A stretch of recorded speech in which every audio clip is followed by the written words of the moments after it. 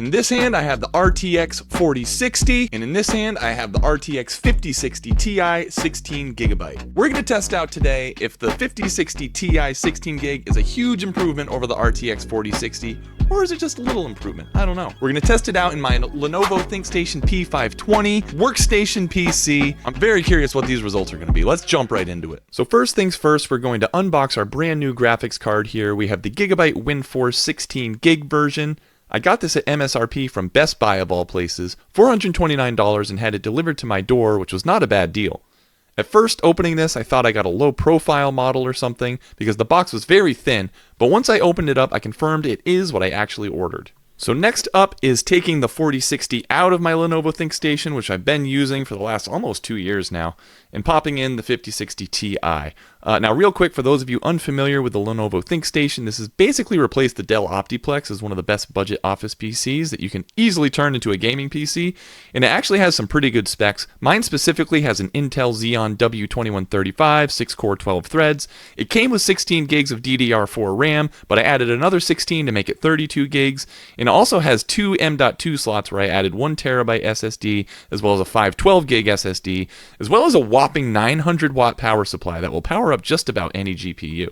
So now it's time to pop in the 5060 Ti, which normally should be straightforward enough, except I ran into a little issue in that the 8-pin connector provided by the P520 did not reach the power supply input on the GPU. Apparently the Gigabyte model has the input on the left side, whereas my RTX 4060 MSI model had it on the right side, so this wasn't an issue for that. So I just had to order an 8-pin extender just to get the power cord to reach. The other thing to note is this Gigabyte model is PCIe X8 instead of PCIe X16, which isn't an issue since I have a PCIe X8 slot in this PC. However, you'll notice I do try putting it in the PCIe X16 slot first to see if that would work, and in summary, no, it did not. The PC just beeped when I tried to boot it up, so I wound up putting it back in the PCIe X8 slot, and then everything booted fine. So now the big test. Let's jump into some gaming benchmarks.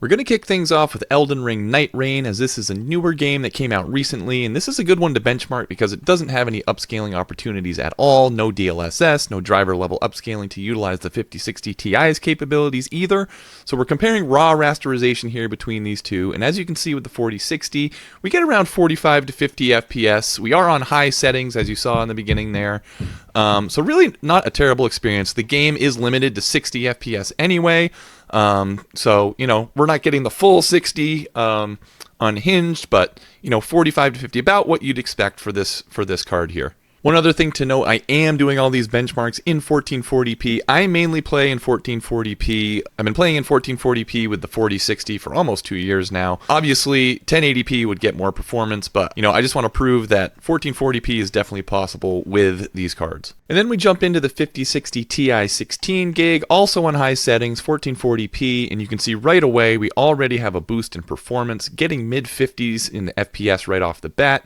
And as we drop down into the world, we stay mid-50s, even get up to 60 here and there. And if I was playing this without the benchmark showing in the top left there, I probably wouldn't even notice that I wasn't getting 60 FPS. It feels pretty smooth, and I'm not getting many frame drops or hiccups or anything like that. So overall, good experience. And also notice we are not utilizing a ton of VRAM in this game, just under 5 gigs or so. So I'd be curious to see how the 5060 Ti 8GB would fare in this game as well. But, you know, 16 gigs of VRAM, can't go wrong with that. Next up, we have Clair Obscur Expedition 33, the indie game that took the gaming world by storm this spring. I know this game is on a lot of people's list for Game of the Year, but we're here to benchmark it today. Starting with the RTX 4060, we are traversing along in the overworld a little bit here, getting mid to low 40s in FPS. We are fully utilizing the GPU for the most part, as you can see, you know, right around 98, 99%. The CPU usage is also kind of high here, about what you'd expect for FPS with the RTX 4060. And then we go into SKA's Nest here, get a little more of that close-up third-person view. The FPS does boost a little bit here as we're kind of traversing through caves and things, right around 50, low 50s FPS. Not a terrible experience at all. Again, if you weren't, you know, paying attention to the benchmark specifically, you probably wouldn't even really notice any hiccups or anything. So, not terrible with the RTX 4060 here. Now for the 5060 Ti and Expedition 33, here you can see the settings. You know, we got DLAA, medium settings, 1440p. Checking out the overworld again to start, and you can see already we're getting that performance boost over the 4060. Getting just under 60 FPS. It does dip down into the 40s a little bit there, but on average you're getting low to mid 50s. So you're definitely getting a performance boost here. Not fully utilizing that GPU, unfortunately. But you know, we could have a little bit of a CPU bottleneck going on here with the Xeon processor. Once we hop into SKA's Nest, things look even better. You can see we're getting low 70s, which is a huge boost over what the 4060 had, getting only in the low 50s in here. The GPU utilization is going up a little bit, so we are using a little bit more of that GPU in here, which is good. Again, this is no upscaling, so this is a pretty good experience. Just, you know, raw rasterization with the 5060 Ti 16 gig. That VRAM still under 8 gigs, as you can see, which is very interesting. So again, I'd be curious to see what the 5060 Ti 8 gig could do and what kind of performance that would have over the 4060 8 gig. But now we're going to jump into Marvel Rivals. I wanted to try a first-person shooter, you know, more of an esports title, just to see how that would fare. Checking things out in medium settings here, 1440p. Again, no upscaling. We're just in native resolution. And please excuse my Marvel Rivals gameplay. I am not very good at this game. I've only played it once or twice. You'll see me die a lot here. But we're here to benchmark it, right? So, you know, we're getting 80, 70 FPS, 90 on some occasions. This is with the RTX 4060. Forgot to mention that. So really not a terrible experience.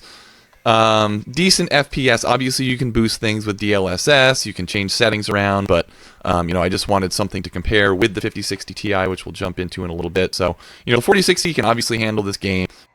But now let's take a look at what the 5060 Ti can do. Same exact settings, 1440p, native resolution, medium settings.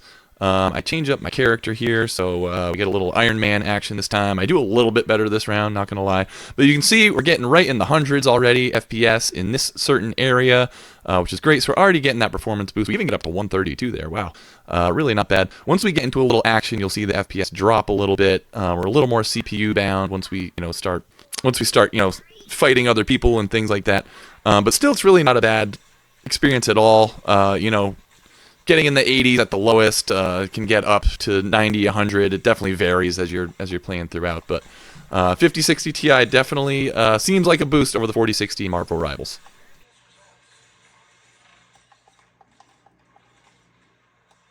So as you can see, the 5060 is a bit of an improvement over the RTX 4060. Even in a budget build PC like this, the Lenovo Thinkstation P520 is a great budget PC that you can pick up. You can throw in a graphics card like this. You could go with the 8 gig model and probably still be just fine. But anyway, that concludes the test. Hope you all enjoyed the video. Be sure to like, comment, subscribe down below. Thank you all. See you in the next one.